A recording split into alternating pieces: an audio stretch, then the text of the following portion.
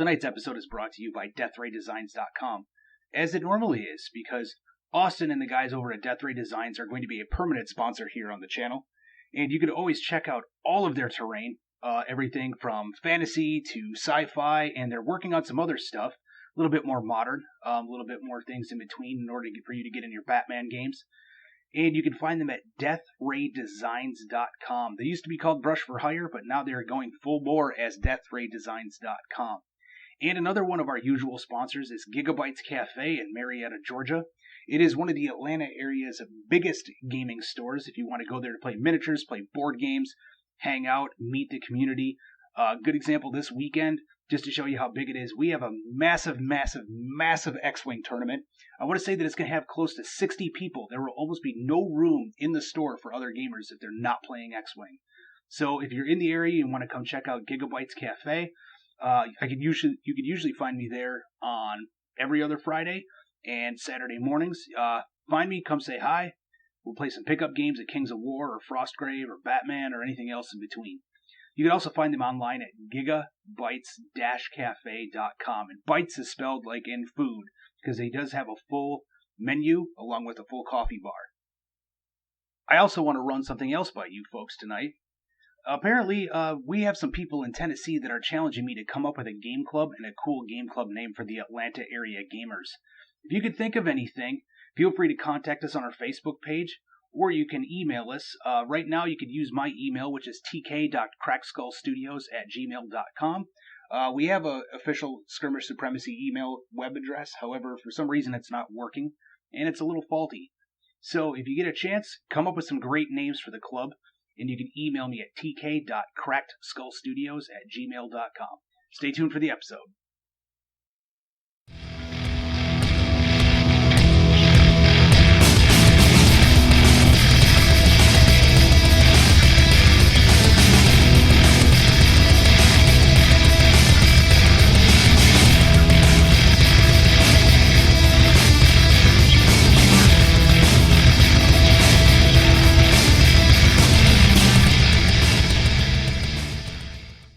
All right, folks, we are back for another episode of Skirmish Supremacy, and today my co-host Nick and I are joined by Joey McGuire. He is also known as Joseph McGuire, if we want to be a little bit more proper, as most of you might know him from World's End Publishing, the independent company, yes, I said independent company, that has pushed out a very successful Kickstarter and a very cool game called This Is Not a Test. It is a post-apocalyptic skirmish game that is very, very, very similar to Fallout and most of the other Mad Max and after the nuke tropes that we're so used to seeing in skirmish games. Joey, how are you doing tonight, man? I am doing fantabulous, sir. Thank you. Fantabulous. You were the first guest that ever used that word.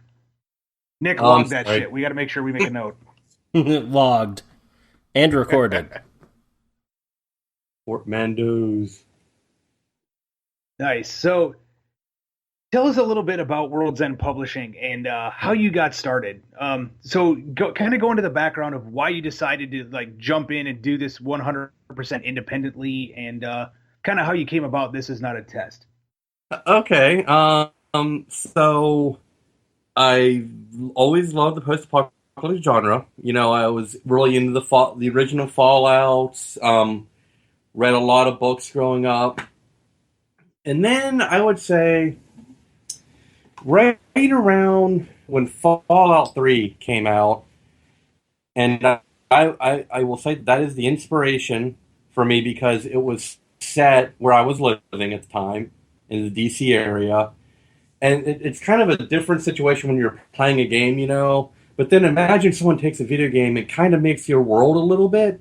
Like, I used to ride the metro tunnels every day into work, and they got it so right, and some of the areas, I recognize these things, and it just really kind of got my brain really going, and so I started running. It started because I came from a GW background, Warhammer, 40K, that kind of stuff. That was my own thing, and then I started going to historical gaming conventions. I learned that there was more types of games out there, but I never really saw post-apocalyptic gaming, and then I slowly found some of the older post-apocalyptic games, and I was running them, and I was having a good time, but I kind of thought, I really want to do my own thing. So that kind of like the episode started. I started looking at like if I was going to do a post-apocalypse, how would I do it? And I just started looking at what the world would look like if I set it in my hometown. And then I was like, okay, well, what was my favorite gaming experience? Because let me recreate the post-apocalypse with that format. It'll give me a great little thing to do. And my best time gaming was playing those like original late 90s, early 2000s skirmish warband games like Necromunda, Mordheim. That kind of game where it's just, it's like light RPG meets like miniature game. And that kind of started it. I started putting pen to paper. I believe I went on my honeymoon and I was writing in the cabin on the cruise ship about tribal warriors. And and over the years I would shove it in my friends and say, look at this. And they said, this is terrible. And I changed it. And I did this repeatedly for a couple of years. And I ended up with, this is not a test. That's the short of it. So, yeah, go ahead. So, yeah, I was going to say, so you just kind of looked at your environment and said, you know what, screw it, I'm going to do my own thing. And a little bit, yes. So, from what I'm gathering, is this was pretty much a solo project, 100% bookend to bookend. I always answer that question with a yes and no. World's End Publishing is literally me. There are no other employees. I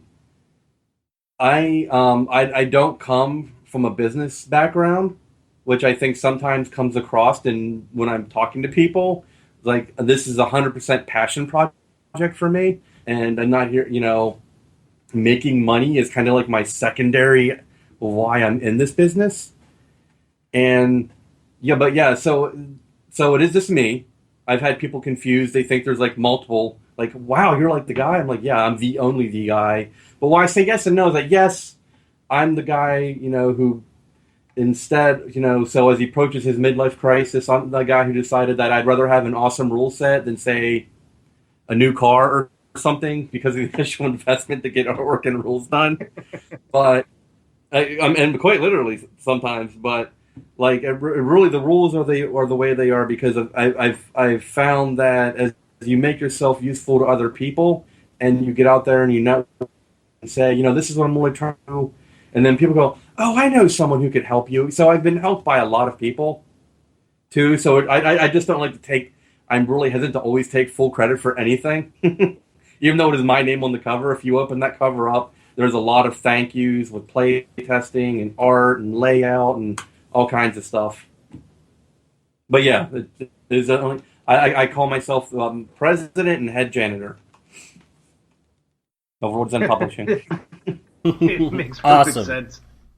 How long did it take you to kind of get it from where, okay, this system is where I like it, and obviously you already had the setting in mind, so that wasn't that big of a deal. But how long did it take you to kind of flesh out the actual system to fit with how you wanted the game to play?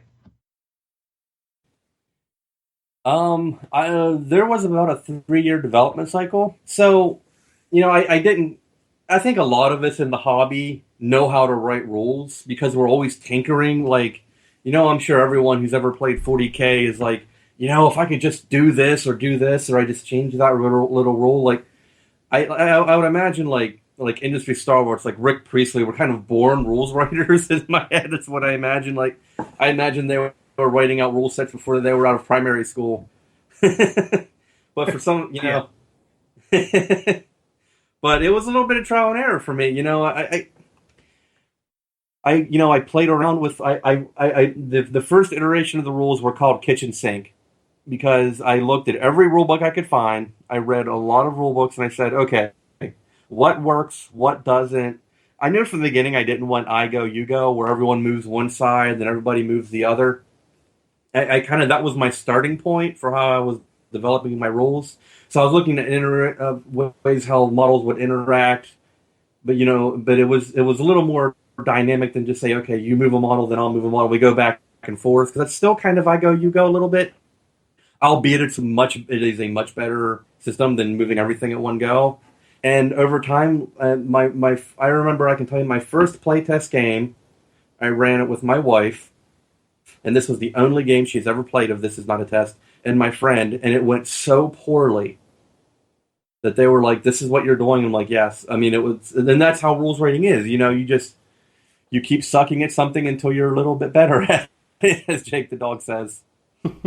So yeah, it was about 3 years of back and forth, bringing friends over, running through it, them telling me why it sucks, me trying to make it a little better.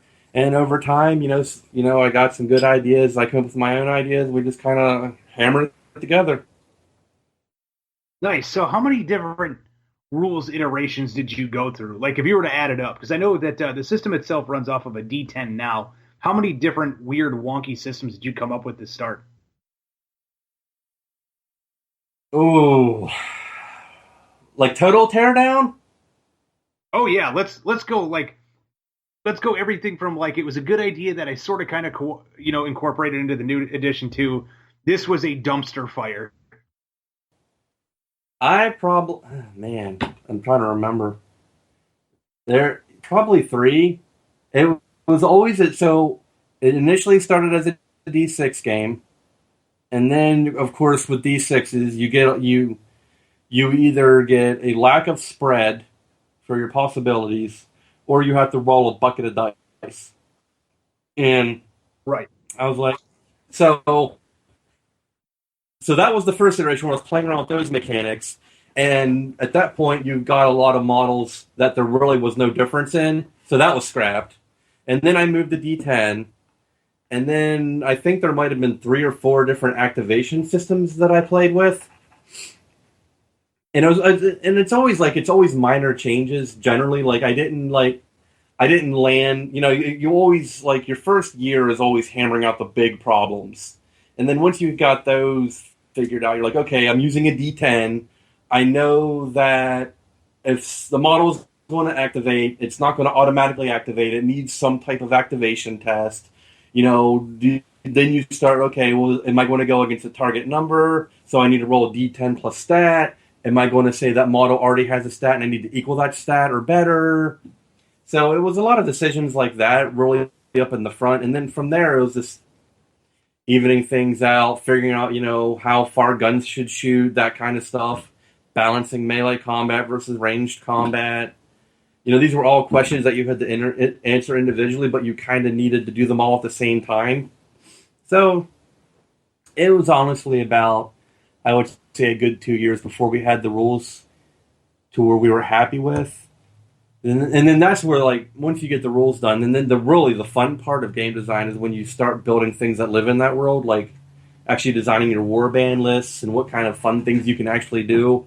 But before you, what I like to call is, hammering out how reality works in your game, that the nuts and bolts of game design, that's an arduous process. So 2.5 years. And I'll say, some of the things I'd even come up with, my friend Dewey La Rochelle came up with the so there's a rule in the game where if you're shooting at models, normally in most war games you hit and then you resolve that casualty immediately. In TNT, we were playing a playtest game and he was just getting murdered. Shoot a guy, dies, and this is all because of the way the activation system worked. The guy just kept getting lucky with his activation rolls. He just wiped Dewey out, and Dewey's like, "That sucks. I didn't like that. You should do it where you have to wait until all shots are resolved before you see who's dead or not." And I was like, dude, that's brilliant. And I don't remember, he said it was in another game that he played as an older game, so I don't know exactly where that rule's from, but I loved it. And that's almost one of the selling points of TNT now. So the way that it works is you'll actually fire all of your guns, and after all hits are done, then you determine who's going to be wounded and died. Yep.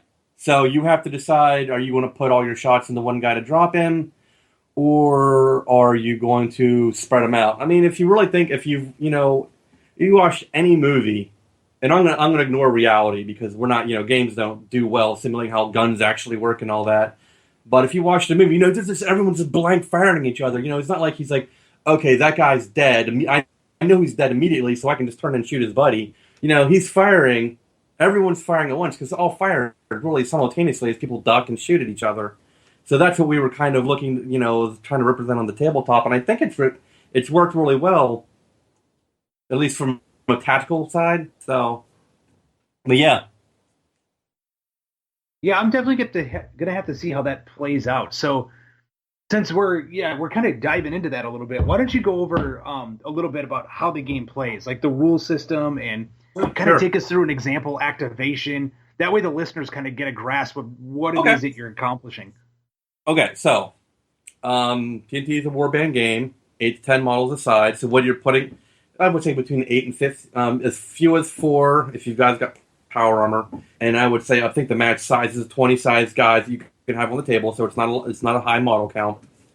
And whenever you want it, so whoever's turn it is, whoever has initiative in parlance. So you're going to nominate a model. That model is going to make an activation test. Now that what that test is representing that model's view of the battlefield, how he's reacting. And it's going to be against what I call the metal stat. If this were an RPG, that stat would be dexterity, charisma, kind of all the generic non-combat stats. Okay. And it is one simple stat, and that model is going to roll a d10, add that stat to it, and if he gets a 10 or higher, he's passed his test. Now, most models there's no model with a metal of lower than 5, so your average of getting that is 5 or better for even your most basic guys. And there's leadership abilities and stuff that will actually increase that. So, if he succeeds, that model gets 2 actions. He can do move and shoot and move, whatever he wants to do. As long as you keep passing that test with your models, you keep nominating models. So if he passes, he gets 2, move to the next model. At any time, you either run out of models or you fail that test. So if you fail the test, that model only gets 1 action and play passes to the next player. So what you'll happen is really dynamic bouncing and forth of my model, okay, botches test, it's now going to pass to the player. So you really don't know when all your guys are going together. Some turns, they do all go together. Sometimes it's one back and forth as we, making a pass and fail initiative test. And it really kind of makes this nice kind of chaotic scene.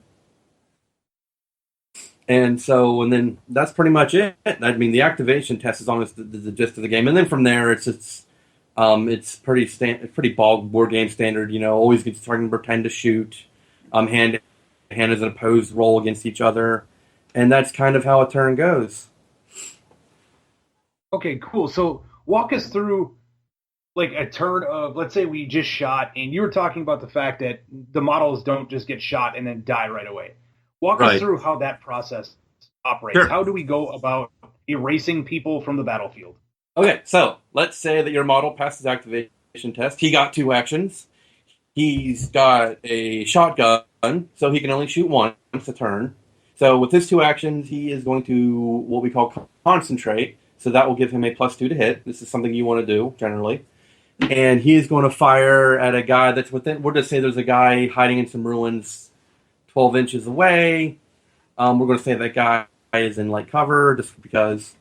So now that model is a standard model. He's a rank and file warband member. Nothing particularly special about him. So he's got a range stat of 4. Shooting is, when you're shooting at a model, it's never, the target's not like I can make it easier or harder to hit me unless I'm getting in cover. I can't dodge bullets, so this is not an opposed test. So it's going to be that model stat plus a D10. If he gets a 10 or higher, he's fine. So normally he would need a 6. He would need to roll a 6 or better plus 4 to get 10. But because that enemy model is in light cover, it would go to, so it's a -1 to his stat, so take it to a 3. But he's got a +2 from concentrate for a total of +1. So now he needs a 5 or better to hit. Let's say he rolls a 6 and he hits the model. So we're going to now put a dice or some other token on the model that he hit. I use D6s because most weapons are strength 7 and below. So those numbers are easy for keeping track. We're just going to mark that model somehow, and then we're not going to resolve that hit until play passes. So that's until I either run out of models or I fail an activation test and that model gets his 1 action and then we go. And then once that happens, it's a simple roll of comparing the strength of the gun versus that model's defense. and you just roll off at that point. Add any special armor, stuff like that into it, and then if the guy succeeds, he's dead. If the defender succeeds, then he's fine. He then, even though he survived, he still has to take a Graves test, which is another metal-based test to see whether or not if he dies for cover or not. And that's kind of how it works. Okay, so in a way, like stacking a lot of shots on one guy, especially if you really want to make sure he's dead, is a good thing. Yes, absolutely. Absolutely, that's a good way. I mean, you could kill him. I mean, I've had 4 or 5 dice on the guy from combined fire, and he survived. Sometimes you kill him in the first shot, and you don't need those other 3 are kind of wasted. But I find that it's a very tactical situation, and people really seem to like it. I think when you're getting models shot left and right, you're like, okay, I know this is a kind of unfair, but at least it's the guy has to make that decision on which of my guys he's going to shoot. So it's kind of like I'm not being totally hosed all the time. Gotcha. Okay. That makes sense. Yeah. So yeah, I guess it makes sense in the fact that like you're trying to add as much of that real world split second Yes. outcome. Yeah, I guess is the best way to put it. So that explains range. How about melee? How does that end up working? Because I know you said it's an opposed roll, so I'm assuming whoever wins is the one that's going to do the damage. However, does that also have like a simultaneous phase? Well, I like to say that if you're shooting, you don't know if he's dead. If you stab him in the eye, you do. You're up on top of him, you know if he's still breathing or not. So it's close combat is opposed rolls. It's a melee stat versus a melee stat plus d10s and anything else. And if you win, you roll to hit your opponent. Okay, so if the attacker wins, you then roll damage immediately. If the defender wins, you don't roll damage at all because you only hit when you're swinging. Okay. But if the defender wins, he can elect. If either side wins and they don't kill their opponent, they can elect to push the guy back out of combat. So you actually have like some tactical choices to make. And one of the most common scenarios is so the way charging works is there's no charging ability per se. What happens is as long as you end a move action within melee range, which is almost always base contact of an enemy model, you get a free swing on that guy. So, but you can only charge once a turn. So, like, let's say the first turn, your first action is to charge in, but you lose, and the guy pushes you back out of combat. You can move back into base contact, but you don't get that free swing. So you can either choose to engage him or not, and this really makes some like tactical setups where trying to get one or more guys into close combat, and sometimes charging that being defensive. You can play defensively like that. Yeah, that makes a lot of sense. So in a way, like having the ability to shrug somebody off, it also I'm assuming because most combats are base to base that if you shrug somebody off, that means that this next turn people can shoot on that guy and try to kill him before he gets back into combat. Yeah. I mean, but conversely, if say he kills the guy, like say the charger comes in, kills the guy in the first round, you don't have to declare out as long as AP is declared individually, except for one exception where you're firing a multi-shot weapon.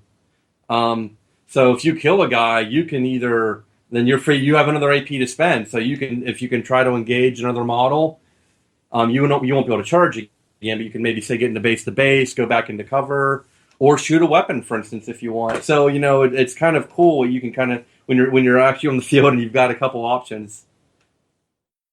Nice. So yeah. We've kind of discussed, obviously, I don't want to go into too much detail on the system. People need to go out and buy the damn book. That's all it comes down to. However, tell us a little bit more about like the size of the board that it's played on, the amount of terrain. Obviously, we all know it's a post-APOC setting, so, having rusted out stuff is always ideal. But what does kind of the board setup look like? Okay, so first of all, it's the post-apocalypse, so there's absolutely no wrong terrain you can put on your board. Sci-fi, fantasy, all that stuff works. You could, your post-apocalypse could be an agrarian society. So if you've got fantasy terrain, throw it down. I kind of in that I grew up in GW, so I'm a little bit of a traditionalist on board size. I like 4x4 or 4x6, and that's what I recommend. Mainly so it gives you a good balance between you go too close, you kind of make it a little bit harder for guys with ranged combat. If you make it too far, you make it a little too harder. So I find 4 feet by 4 feet is the recommended play size. As long as you're adjusting deployment zones, you can even go to 3-3. I run demos 3x3, but that's because I want action to get quickly. Terrain, it's not like Infinity where you need a ton, but open fields make it a challenge if you're trying to close distance. So I would say on a 4x4 table, I would like to see probably 2 or 3 major terrain pieces, like of house size or bigger, and then a whole bunch of scatter terrain around. So I'd probably say maybe 10 pieces of terrain. It's one of those things where I can't. It's like how long is a line? It's like when it's right, when you're like, okay, this feels a little bit like I always have what I call the Fallout factor. Does it remind me of Fallout a little bit? Okay, I know I've got my table where I want it to be, but I'm a fan of the more terrain the better, just because it complicates your plans.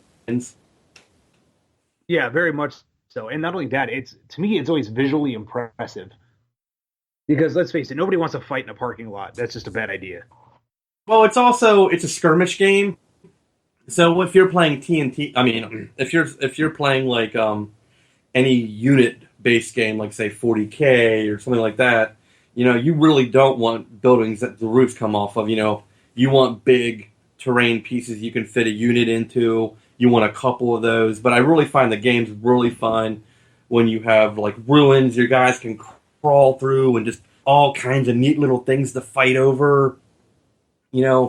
It's like when you see a normal tournament, war game tournament table, it's like 4 pieces of terrain, one of which is a huge blocking terrain piece, and guys really can't climb on it because it's huge. They go around it. I just love going over the terrain, guys crawling over all kinds of stuff. That's fun to me. So that's the kind of stuff I encourage. And in the back of the book, I was going to say, not only that, it adds story to it. Like, there's always a story, more than just like we're going to march up like Napoleonics and just line shoot each other and call it a day. Right? Yeah. If in the back of the book or the PDF, depending what you have. I actually have a whole gallery of terrain that I've made. I've got 4 6x4 tables of different post-apocalypse terrain I've made, just for my collection. And you kind of see that's what I kind of imagine the board should look like. But I don't want to tell anyone that what they're doing is right or wrong. But I'm always in a favor of the more terrain, the better. I get uncomfortable if I see 6 inches of clear ground. And then in any direction, I can put a rock there. I want to put this garbage can there. Always have room for scatter terrain. Absolutely.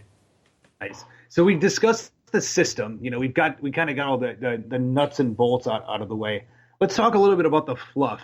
How many total factions do you have in This Is Not a Test, and how are each one represented? Okay. Right now, official factions are 7. They're all post-apocalyptic tropes. You have your raiders, which are going out and burning things down. We don't sow kind of types, just giving everyone a bad day. You have your peacekeepers, which are synonymous with, in my mind, they look like Maryland State Police troops, which they're campaign hats, and they're kind of like your Wasteland Rangers. In the faction, in the fluff, they're mercenary peace. They're basically mercenary law enforcement. So they'll keep your roads clear if you keep them paid. Then again, some of them are a little better than raiders anyway. Then you have your tribals, which are your traditional. We don't like technology. We believe that's what caused the post-apocalypse. If we do use any technology, it's we have to cleanse ourselves afterwards. Very simple. And then you have your caravanners. These are your trader guys who are, traipsing along, bringing goods to outlying settlements. And and then mutants, which the book has over 30 mutations in it. They're probably the most diverse warband because there's a crap ton of mutations and there's lots of permutations to do. Let's see, that's 6, that's 5. Who am I missing? Raiders, Tribals. There are the Preservers, which they're not. Some people call them the Brotherhood of Steel. I think of them more. There's a very awesome book called the Order of Saint Leibowitz.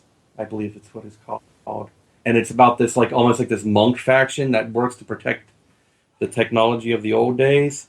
And I kind of merged them with the idea of the Brotherhood of Steel. So you've got guys in power armor, but then you have your squishy guys that accompany them.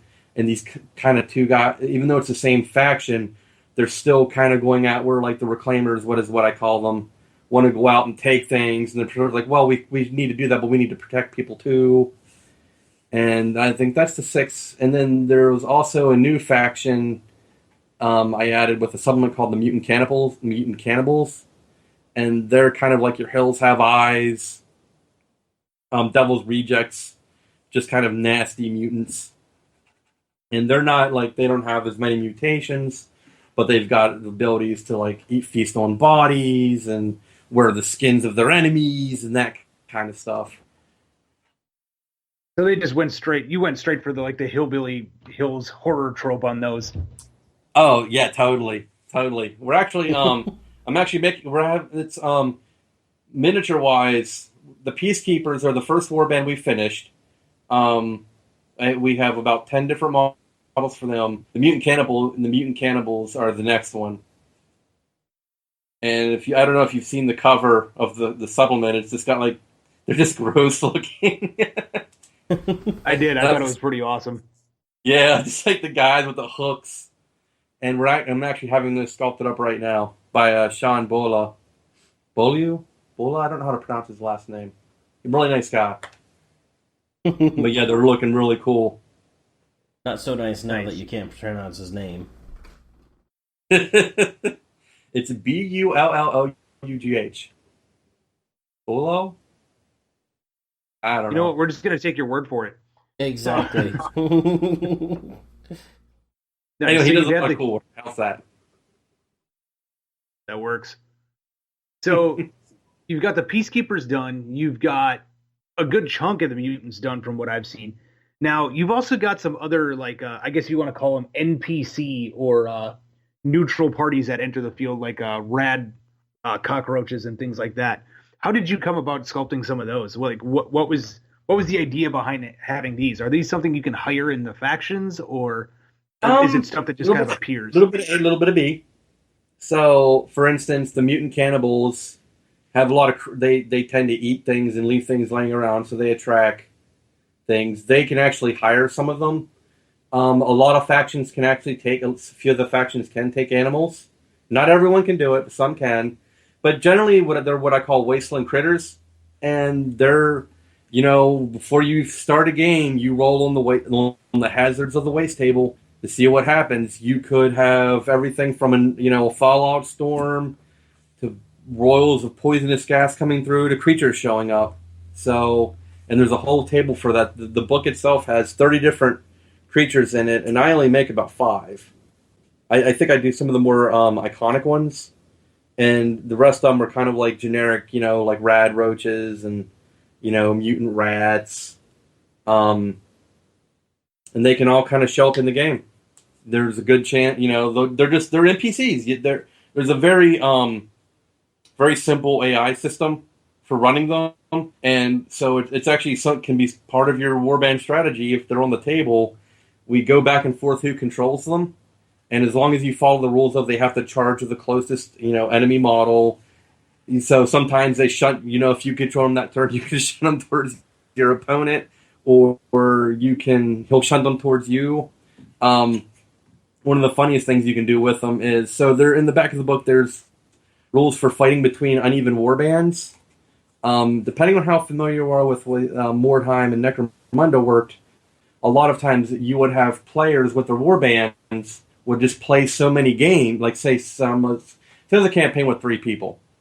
two of those players would be a lot more available than the third guy. They would just play so many games, their warbands would get so powerful that the third guy didn't really have a lot of options. And that was something I wanted to avoid as much as possible. And my kind of imperfect solution to that was coming up with different abilities you could buy. So, say if your opponent's warband's 200 points more than yours, or what I call BS, which is barter script, is our name for points. You can buy Animal Nest for 100 points. Then you can take a nest full of critters, and you can put that pretty much anywhere on the board that is at least 6 inches away from your opponent. But just measure 6 inches and drop it right next to his guys, and that keeps them occupied for a turn. So there's I like to give people lots of reasons to use the miniatures they have sitting around.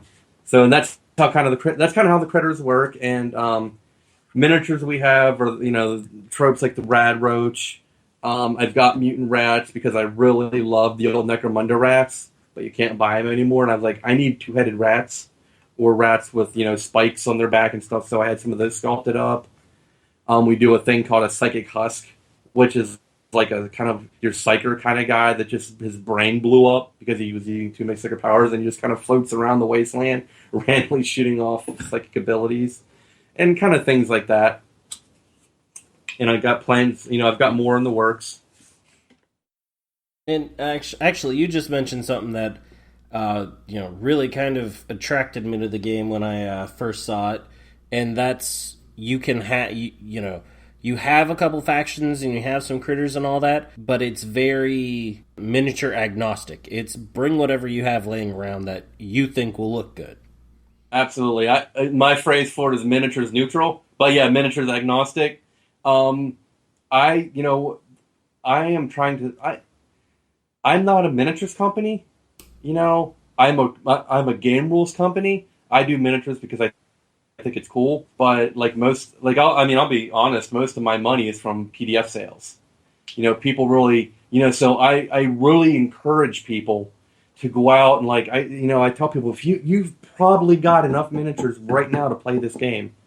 What does a Raider warband look like? We all have the idea of the Mad Max type guys or the Raiders from Fallout, but a perfect example would be you can just go out and buy that GW cultist set, right? You get 5 guys with hand-to-hand weapons, 5 guys with two-handed rifles and stuff, shotguns. You get a leader with a shotgun and power sword, and a guy with a flamer and a heavy gun. Raider warband right there. $20 off eBay, plastic models, good all day long.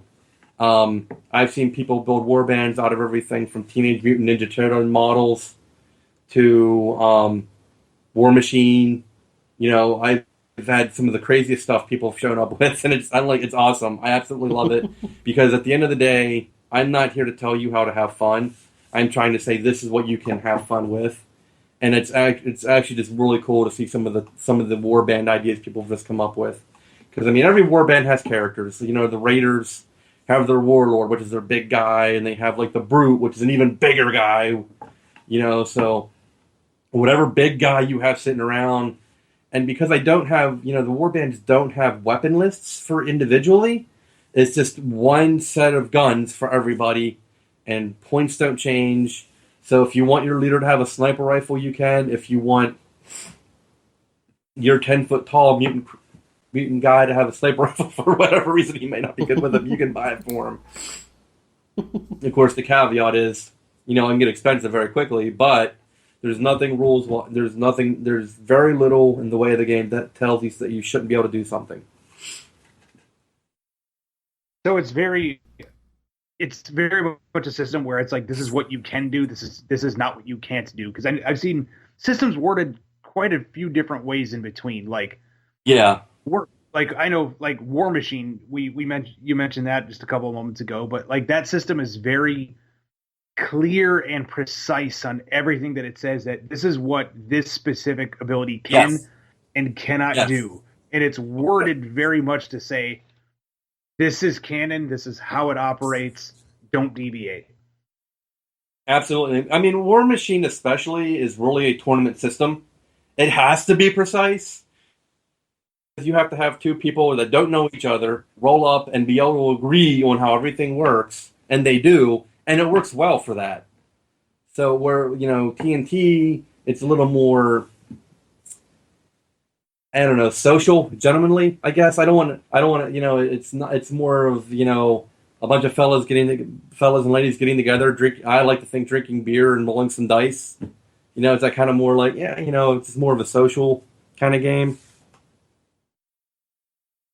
Yeah, definitely. Now, do you have plans for like coming up with an organized play system or like a tournament system, something that once because you just had a very successful Kickstarter with your book, like Yes. something that once the stores kind of start getting into it, something that they can use to help promote it? At the moment, I don't have like an organized play thing. I'm still working out the logistics. I would really much encourage, like right now, a store can't buy this game because I'm the only one selling it, and I just don't have the means yet of being able to get it to a distributor. But I would not hesitate to tell any store that was interested in it, if you let people play this game at your store, they will buy miniatures at your store for this game. It encourages the sale of miniatures for other systems. It's just one more outlet for you to make a sale to somebody, and it's not really taking away a sale of another game. It's just adding, an added value to miniatures they're already going to buy at your store. For like an organized play thing, we actually did have. So the game's done well in Australia and New Zealand. It took me by surprise a little bit. And there's a gentleman by the name of Jaden Barr, who I think he's done it twice now, where he's run almost like a tournament. They came up with a set of rules for figuring out. So the basic warband is 400. What would it call 400 points, and then he figured out a way of saying, okay, well then you can spend this.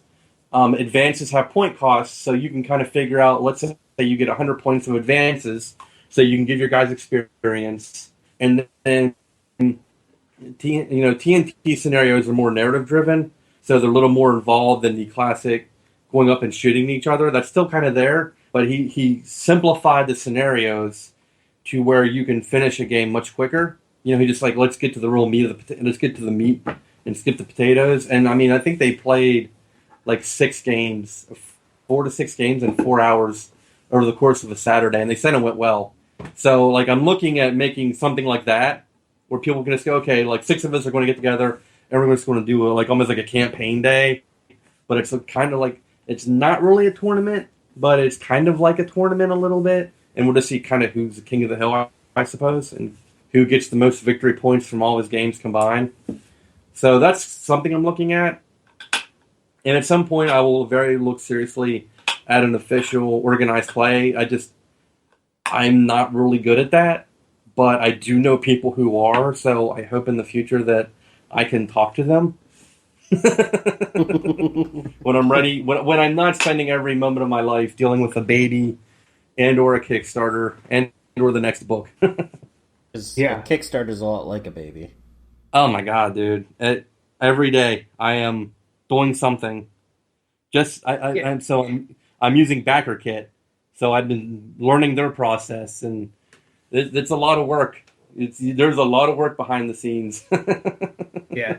So speaking of Kickstarters, let's talk a little bit about how yours went and how it was so unexpected in the success that it had. So you initially wanted your pledge to be, what was it? I think it was like $2,000. Our initial goal was $2,000. I will tell you that. So a couple of days before, Dave Taylor is my layout guy. If you don't know him, he's been in the hobby for a while. If you're familiar with anything from GW, and if you saw any cool armies in White Dwarf from the early 2000s, chances are it was one of his armies. And yeah, I'm familiar with Dave. He did all of my graphic design, and I was like, okay, we're coming up with stretch goals. He's like, I wrote up stretch goals to $9,500, but I'm like, just do it to $5,000. We're not even going to see that. And I'm like, no. And of course, I within a couple hours was eating my words. But yeah, I was not expecting that to happen. I mean, I knew I work really hard at social media and community. You know, if I'm not, I'm online. People can talk to me. They can post rules questions. I sometimes, I like to, I like to stay grounded in that sense, where I'm not ivory tower kind of game designer. You know, if you tell me something sucks, I'll listen. You know, I may not do anything with that, but I will listen and take what you're saying and think, okay, it's fair. It's a fair point. And I work really hard at listening to people, and so that people respect that. They like being listened to, and I've been able to kind of build a fan. I don't want like a fan base. Does that make sense? Like there's people who are excited, and I just didn't realize there were people on Kickstarter night complaining to me that they had to stay up late because they want to be the first ones because it was like 1:00 in the morning in the UK. And they're like, Joey, I'm tired. Let's get this thing going. Because, and that was the initial crazy groundswell of the first couple of days. And then, from like, once the 10th day hit to the 20th day, like all Kickstarters, it was a little bit of a trudge. Right. But we did good, So, so what did you end up with as a total? $43,000. roughly $43,000, and 592 backers. So some of us were really trying to make you actually make good on your promise of a campaign book at 100,000. I was worried there for a minute the first night, and I'm like I have an idea for a campaign book, but it ain't ready. So you were out there calling everybody's bluff, and then you saw it all happen, and you just kind of went, "Oh, God damn it!" Well, this is not my full-time job.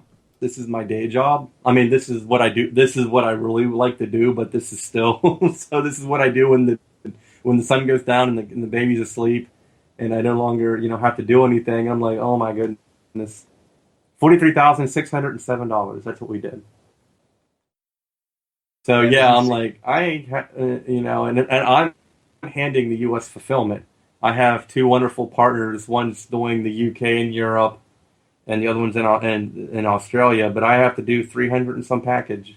It'll be done too. Hell or high water, I will deliver it. I will, if not early. But yeah, it's a lot of work. It's going to be a lot of work. Awesome. I'm backer number 6, by the way. I was one of those people that was just sitting there going, okay, he said it was going to release at this time. It's that time. And as soon as it popped up in my feed, I'm like, click back.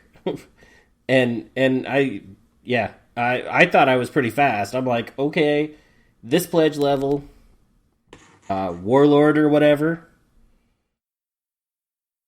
And yeah, I was like, oh, how am I number 6 already? It's been like a minute. Jerks. That's because you're too damn slow on your mouse. That's the problem there, Nick. Apparently. But the funny thing is I don't have a number 1. I have a number 2. It starts at 2. Huh. Wonder if I'm looking at my backer list. It's kind of funny. Yeah, but I recognize all the... It's like I'm looking at all the names, and they're like, yep, I know all these people from one line. That's funny. Yeah. That's a really good thing too, because I've been following your stuff for quite some time. Obviously, we're on the Facebook groups. You're very personable with people, and I could tell that like the moment that the campaign was going to go live, I'm like, you know what? I was saying it to a couple of my friends. I was like, his Kickstarter is going to do far more than he thought. Now, I was thinking, if you were going to say $2,000, it was going to maybe do 10 or 15 and, call it good, because I didn't realize what the player base was going to look like. And then I saw it just spike from there, like almost in a week. I think you blew those numbers right out of the water. Yep. We're not done yet, though. Well, what? In less than an hour, you blew away your 2,000. Oh, that was 5 minutes. Yeah. That was great. We funded in 5 minutes. Yeah. I mean, first world problems. I mean, I think as far as Kickstarter goes, I mean, there's a lot of bigger ones. But I think from a perspective of it's just me. It's just with I mean, obviously people were helping with the book design and rules and all that, but it's me putting foot to pavement and really get I honestly spend about an hour a day on just social media, just talking to people on the forums or here, and I think that really resonates with people. And I really try really hard to be like, I am invested in this is not a test. This is not a test. It's not going anywhere anytime soon. A lot of sometimes the way rules, the way this industry and any industry is, if something doesn't make money, a business can't afford to support it. So it kind of, I don't want to use the word dead system because people will, nothing stops a game from being played ever other than finding players. But, we honestly know that if a game isn't supported, it kind of dies on the vine a little bit. But I'm in here for the long haul. If we, and games are always cyclical. Things become popular, then things kind of slide. And, my plan is I'll be at the helm of this ship, keep putting out stuff, keep making the game, giving people new stuff to do, more scenarios, more books, as long as I can. I really do have a solid commitment to making this the best damn game it can be. Nice. So where do you see the game going from here? Like, obviously, we got to get past the Kickstarter. You got to get it fulfilled. But is this something that you want to see? This is not a test books up in game stores, or is it something to where you don't think you're quite ready to handle that yet? I'm not ready to handle that yet, but would I love to see it? Absolutely. To really expand the game, you have to be in game stores. You can be, you can always make money, running a game, and you always have players. But you don't get it. You don't get in the face of normal players until they see it. Now, the book is beautiful. So if I can get it, once I be able to get it into game stores, someone's like perusing it and goes, "Oh, that's neat." Then they're like, "Oh yeah, I want to play this." But see, the challenge of that is once people see a book in a game, they go, "I want to play that." Well, where can I buy the miniatures at?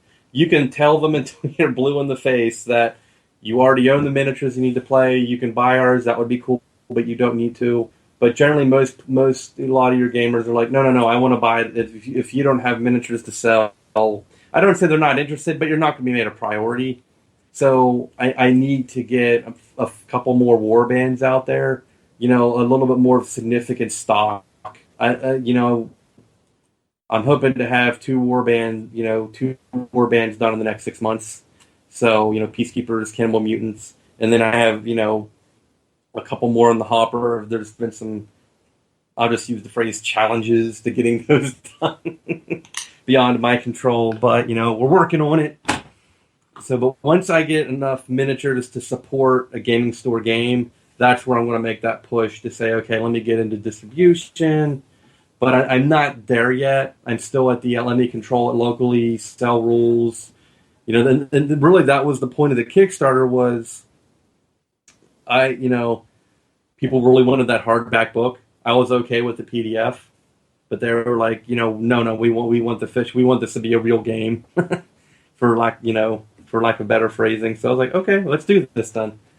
But yeah, I mean, I would absolutely love to have random guy walk into gaming store in State X and see TNT on the shelves and be able to play it with his buddies. That would be absolutely awesome and a dream come true for me.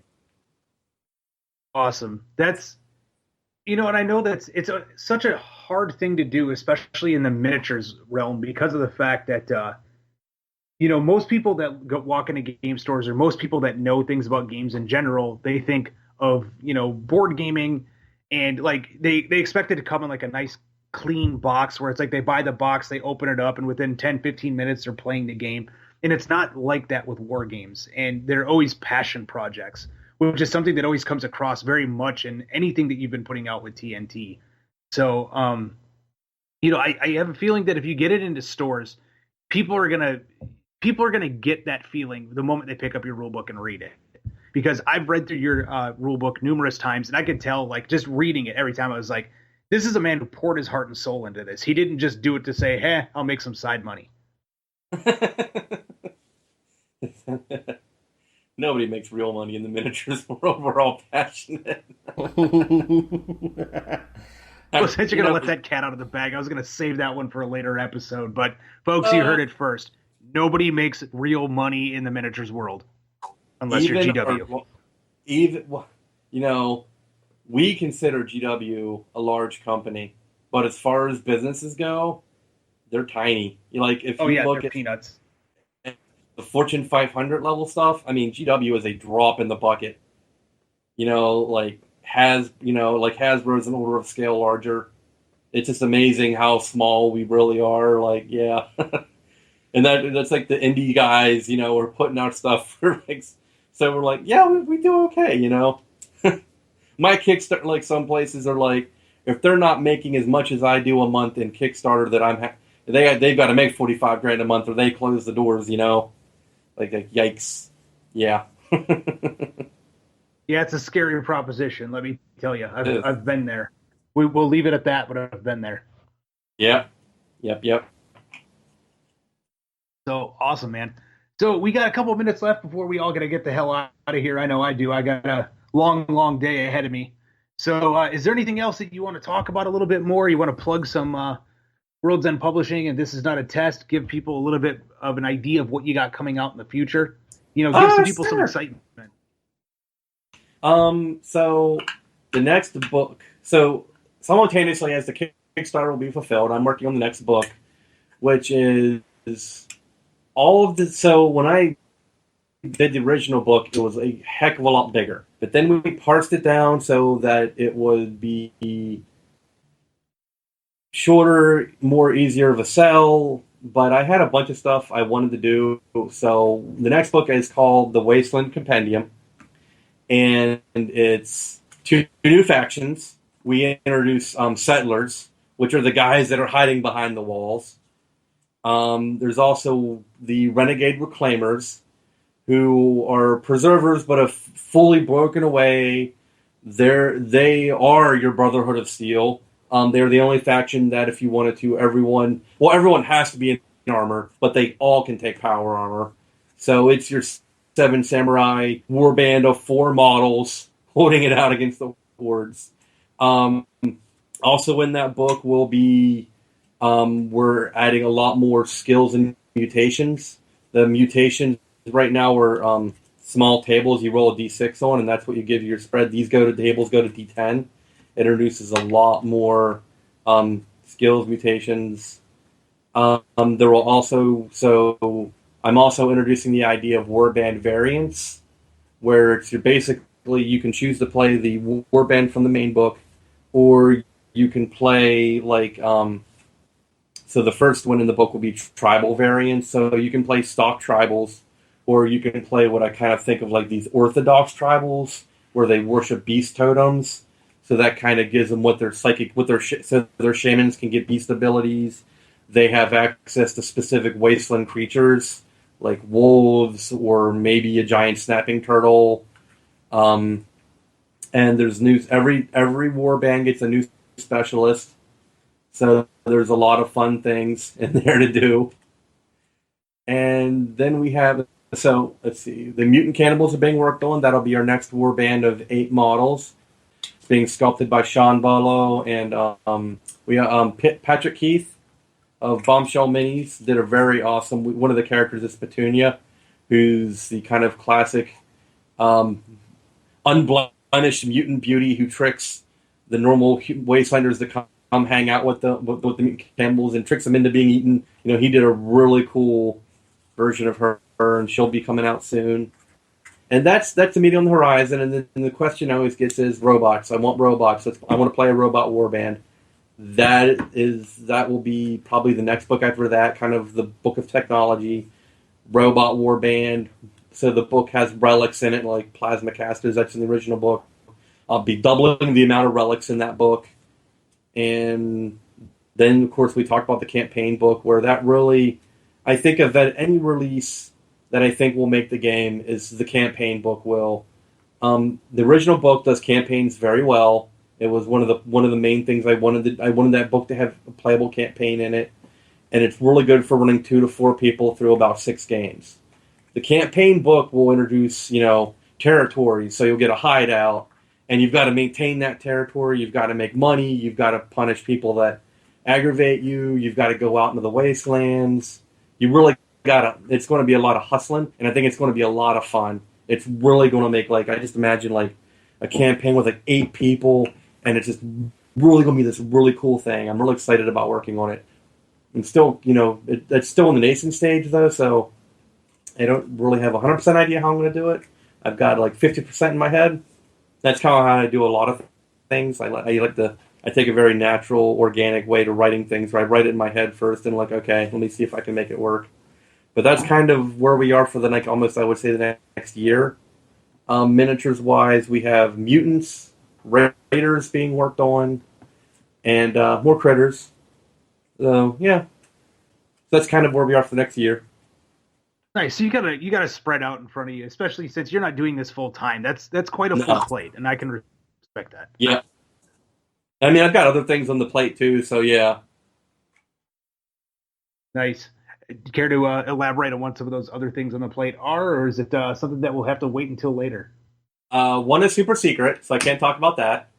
One of the ideas I'm playing around with is, name is pending, but I'm calling it, in my head, it's called the Vault Crawler. And it's not like a TNT board game, but it might be, where you go through the vaults. It's like your Descent type game, or, my inspiration is Warhammer Quest. You go through the room. You pick you pick your characters, and you go through the dungeon, as it were. But instead of the dungeon, it's ruins. It's the collapsed ruin of society, and you're trying to get to a fallout shelter, and you got to fight your way through critters and baddies to get to it. And that's kind of, it's on the back burner a little bit, but that's something I'm also working on. Oh, and I should also, before I forget, the technology book will have rules for vehicles. People keep asking about it. Vehicles will be in that book. Woohoo, vehicles! Great. So the rules will also be in the book, to where I can ram said vehicles into people's faces, correct?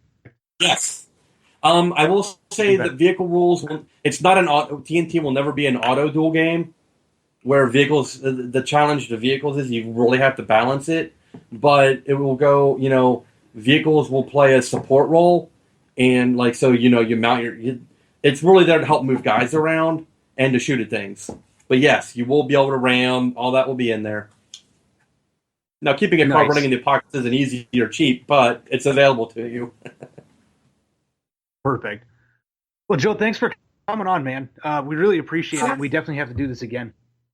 Yeah, it was fun. Awesome. Nick, is there anything else you want to throw in there before we head out? No, I don't have anything. Other than I'm very excited and waiting for my stuff. Nice. Like sitting in front of the mailbox every day. Yeah, I've got quite a few models over here that I'm going to be using for TNT, so we're definitely going to get something going here locally in the Atlanta area soon. That'll be awesome. Post pictures. Right. I love pictures. Oh, yeah, of course. Definitely. All right, guys. Well, hate to cut it short, but unfortunately I got a long day ahead of me tomorrow, so we will talk to you guys later. Okay, have a good one. It was a pleasure being on here. Thank you for coming. All right, have a good night.